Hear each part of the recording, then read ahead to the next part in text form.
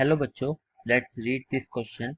Column 1 and column 2 contain 4 entries each. Entries of column 1 are to be matched with same entries of column 2.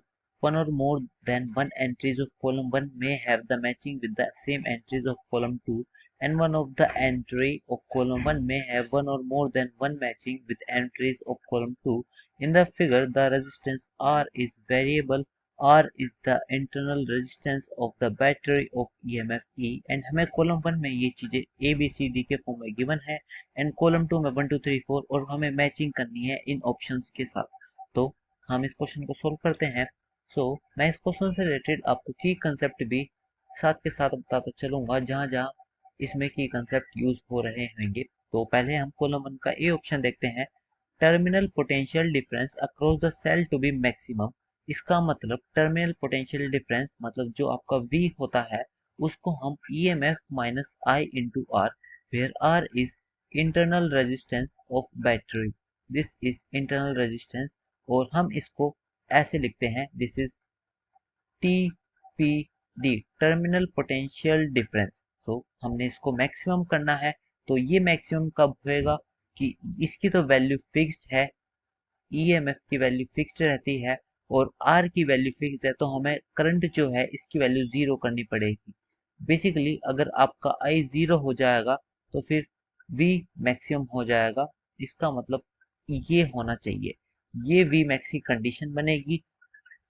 हम ये लिख सकते हैं as R tends to infinity, current zero हो जाएगा और इसी के केस में V मैक्स हमारे पास आ जाएगा जो कि V मैक्स की वैल्यू भी E के बराबर होने वाली है। This is the answer for A कि हमारे पास रेजिस्टेंस की वैल्यू इन्फिनिटी होनी चाहिए, मतलब A का 3 हो जाएगा।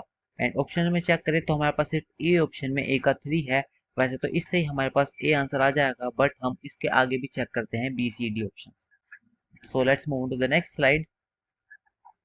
अगर हम कहें बात कि आपकी पावर मैक्सिमम कब होती है, तो जब external resistance is equal to internal resistance हो जाता है तब आपकी पावर मैक्सिमम डिलीवर होती है। और हमसे पूछा है कि पावर ट्रांसफर टू आर अपनी मैक्सिमम पॉसिबल पावर से कब कब किस केस में कम होएगी। तो फिर हमें बस R is equal to R वाले केस को रिजेक्ट करके सारे केस पॉसिबल हो सकते हैं। इसका मतलब 1 2 3 4 जब R की वैल्यू R से ग्रेटर है, R की वैल्यू स्मॉल r से लेस है, R की वैल्यू इन्फिनिटी है, R की वैल्यू जीरो है। इन चारों केस में R की वैल्यू इंटरनल रेजिस्टेंस के इक्वल नहीं है। B के ये चारों ऑप्शन पॉसिबल है। यस, B के चारों ऑप्शन यहाँ पे भी गिवन है, यहाँ पे चारों ऑप्शन पॉसिबल है। तो हाँ, हम A को टिक कर सकते हैं कि अब हम श्योर है कि हाँ यही आंसर होने वाला है। एंड C को भी देख लेते हैं। Power dissipated in the cell is maximum. तो फिर हमें power dissipated in the cell पूछा है, ये कब मैक्सिमम होएगी। Basically power in cell is V into I और यहाँ पे पोटेंशियल E हो जाएगा सिंपल इंटू आई, और ये मैक्सिमम तभी होएगी जब आपका करंट मैक्सिमम होएगा। I max then only power max. तो फिर I मैक्स के लिए हमारे पास जो एक्सटर्नल रेजिस्टेंस है इसकी वैल्यू जीरो होनी चाहिए, तो भी हमारे पास पावर मैक्सिमम आएगी। इसका मतलब power maximum in cell when external resistance is equal to zero.